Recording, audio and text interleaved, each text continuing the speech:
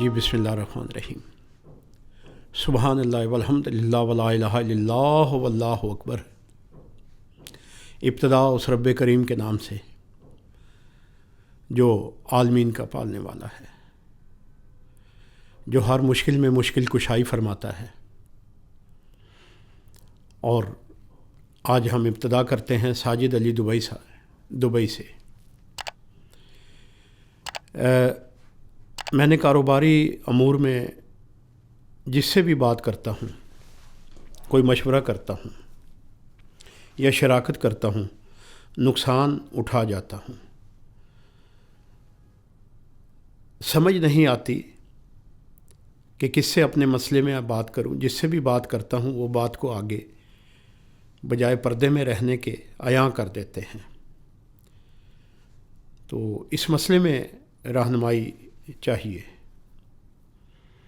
جی ساجد علی صاحب، سورہ آل عمران کی آیت نمبر 118 کو دیکھیے گا کہ اس میں جو حکم آ رہا ہے آیت میں، وہ کوئی راز کے متعلق ہی حکم ہے. جی جب آپ پڑھیں گے، جب آپ دیکھیں گے اسے، تو آپ کو بات سمجھ آ جائے گی.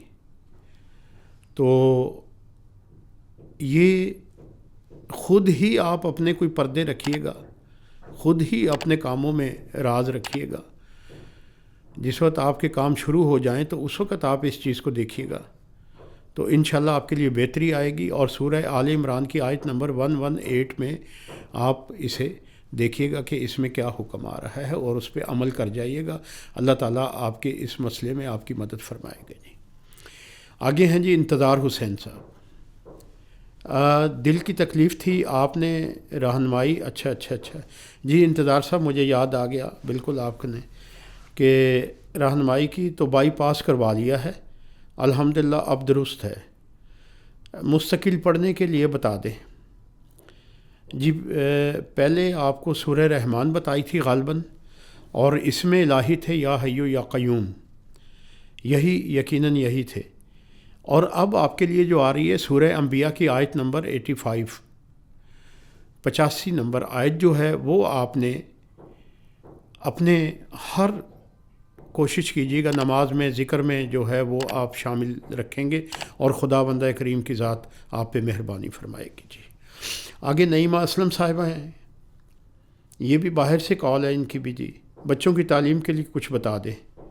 بی سورہ اعلیٰ ہر بار کہتا ہوں، یہ سب کے لیے ہے. سورہ اعلیٰ ہر بار یہ میں تاکید کرتا ہوں، اور میں یہ لوگوں سے عرض کرتا ہوں کہ یہ علم کے لیے خدا بندہ کریم نے قرآن کریم میں ایک خزانہ رکھا ہے، اور اسے آپ اپنی بچوں کو پڑھ کے دم کیجیے گا، یا انہیں اس پہ پڑھنے کا عادی بنائیے گا. جی آگے ہیں جی اسد منظور صاحب. بیٹی کے دل میں سوراخ ہے، اس سلسلے میں کچھ بتا دیجیے.